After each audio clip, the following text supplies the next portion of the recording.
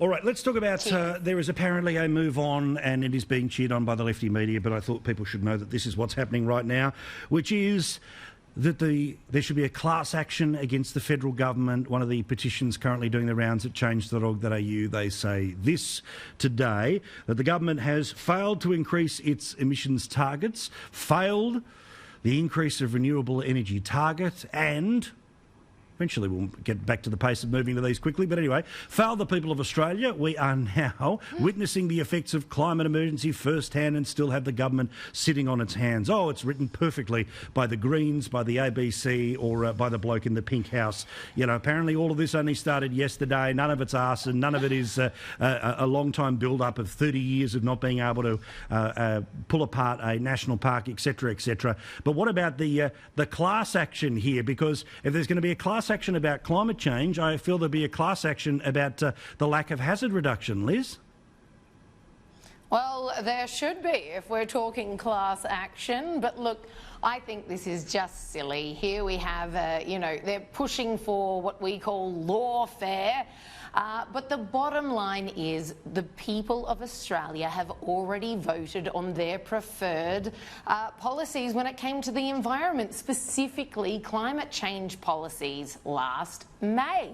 So these guys are squealing, chucking tantrums all they like. At the end of the day, just cut it out, come back to us in 2 and a bit years and you get to vote again. The joke being, now that Labor has slashed their emissions targets, we don't know what this is going to look like. In fact, Labor currently has, as you know, no emissions targets.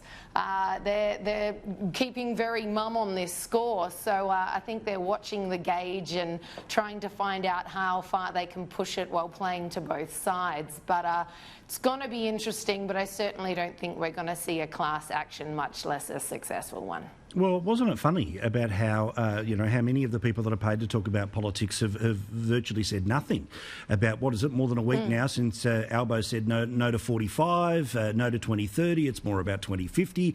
And, you know, the logic being that if an alternative government doesn't have a more aggressive, in fact, a looser proposition than the government, well, guess what's going to happen?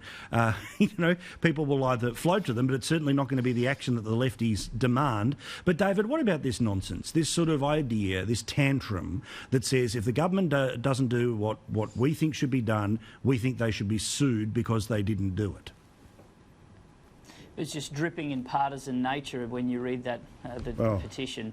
They use dodgy numbers, they use stodgy arguments, and this is what we've come to expect. So wouldn't it be wonderful if we could have a proper debate about what looks like a sensible transition, what looks like good environmental policy, but instead you have this class action and this angry nature, and it'll go nowhere, it'll get them all hot and bothered, and in the end it does nothing other than continue to divide us when we should be talking about sensible environmental policies for this country. Well, also, it's this thing too where you know, I just wish the left was honest. Said, look, it's going to cost. Here's an idea of how much we think it's going to cost, and if you want to pay the tax, then, you know, come join us. But we all know that people, of course, will talk a good game in a poll, but as soon as a dollar value is attached, they run the other way.